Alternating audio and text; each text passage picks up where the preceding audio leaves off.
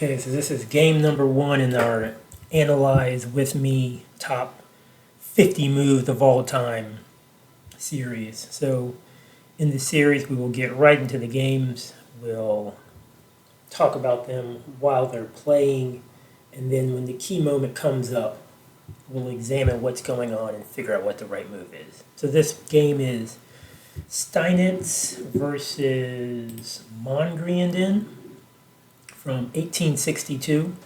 Okay, and so the video just stopped, which means that we're at the key point in the game. Lots to look at here. So we see that white is clearly doing something on the king side. We have the rook attacking, we have the knight attacking, we have, let's see here, the queen can hop in. This bishop is pinning down this pawn, that will come into play later.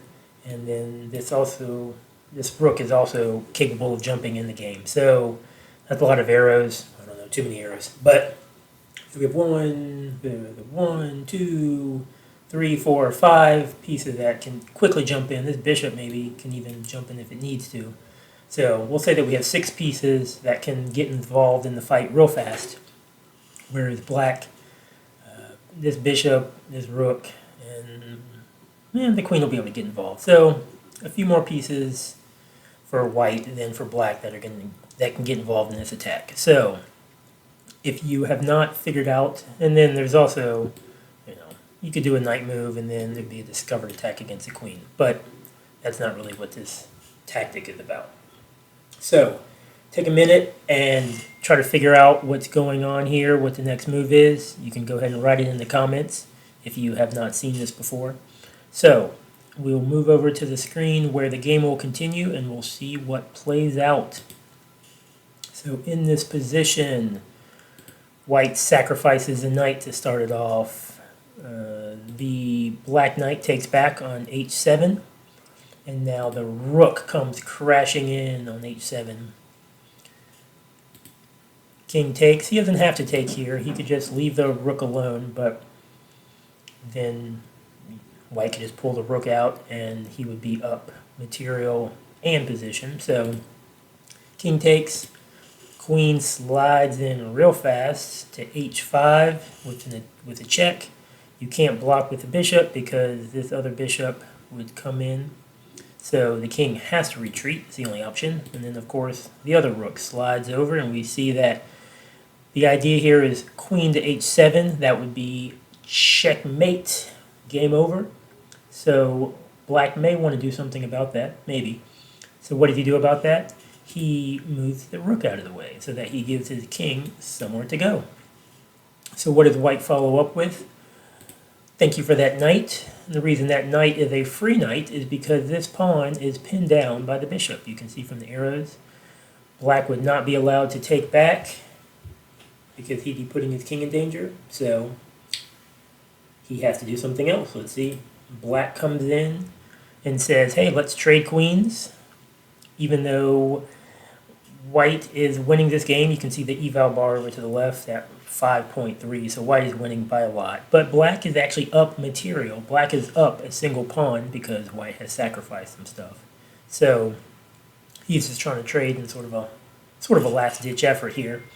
So let's see what happens. White says, thank you for this pawn. He's attacking the queen with check. He's attacking the rook at the same time. We call that a fork. So black has 2 options here. He can take back with the queen, which is what he does in the game, or he can move with king. Let's see what happens if he moves with the king. And this line is fascinating to me.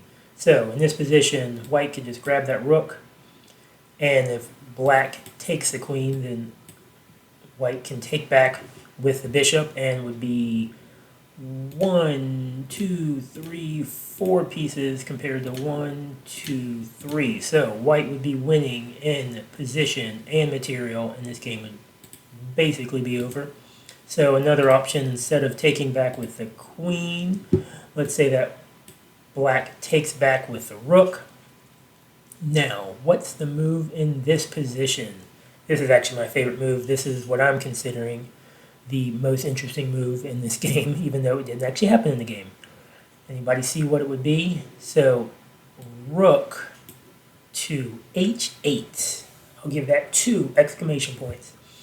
What's the idea here is if the king was to try to run away, you see that the eval bar goes to mate in 10. So a forced checkmate in 10 moves. You can see how this would probably play out. The rook could come in. No, that's not it. I guess you come in with the queen first, see? Queen first. Oh, jumps to mate in 6. That shouldn't happen. If it's mate in 10, oh, now it changes to mate in 7. See, that's the interesting thing with a computer analyzing the position is that it initially said mate in 10. I guess with a little bit more time to think about it, it actually drops to a mate in 7. So, that's, if you know why that happens, drop it in the comments, because that doesn't happen too often, but I don't know if that's just, yeah, I don't know what's happening there. So, mate in 7. So, in order to avoid a forced mate, the king does not run away. Instead, the bishop takes the rook. Whoops, just lost a rook, right?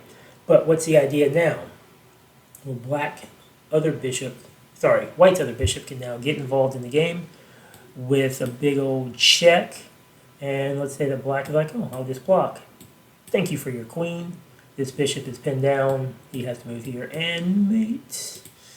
Good night, good night. So, what else could black do instead of moving his bishop in the way? He obviously can't move his king here because that's being attacked by the queen. So then he would have to slide the king to e7. And now what would white be able to do? Again, pause the video if you don't see it. But in this case, I'll just bring my bishop over here. And now I've pinned or skewered, depending on which one you like to call that. I don't know. Those tactics mean something, but I don't remember which one's which. We'll call it a skewer. This bishop is skewering this queen and this king. Pinning? No, it's skewering. I'm going to have to look that one up. Either way, black cannot save his queen. So in this position, he might try all sorts of stuff. Who knows? Let's say he tries to protect here. Bishop takes, rook takes, and now white is up 3 points of material because he has a knight and a couple of pawns compared to a rook and 2 bishops. So this would be an easy win for white. This continuation is not what happened in the game though, so we'll go back to the game. And in the game, after bishop takes on f7, what does black do here? Well, he takes with the queen, and now the final move by white, again, pause if you don't know it. What does he do here? He still brings in this rook to h7. And you see the idea here is that this bishop is pinned down, so it can't take back. So, but black can't do anything else, so what does he? He has to take with his king, and then white simply picks up the queen, and black resigned at this point because this bishop on b7 is in danger, and there's still lots of attacking ideas, and then once white just moves, some more of his pieces involved, knight hops in, gets into the action, mate is coming, so even though white is only up 1 point of material in terms of evaluation, he's up well over 5. Again, you can see that on the left, the eval bar. So that is our first installment of Analyze with me. And this is game number 50, I think. There's a lot of good games out there, a lot of good moves, the 50 best moves. So we'll keep going along, and that's it for now. Thanks for watching.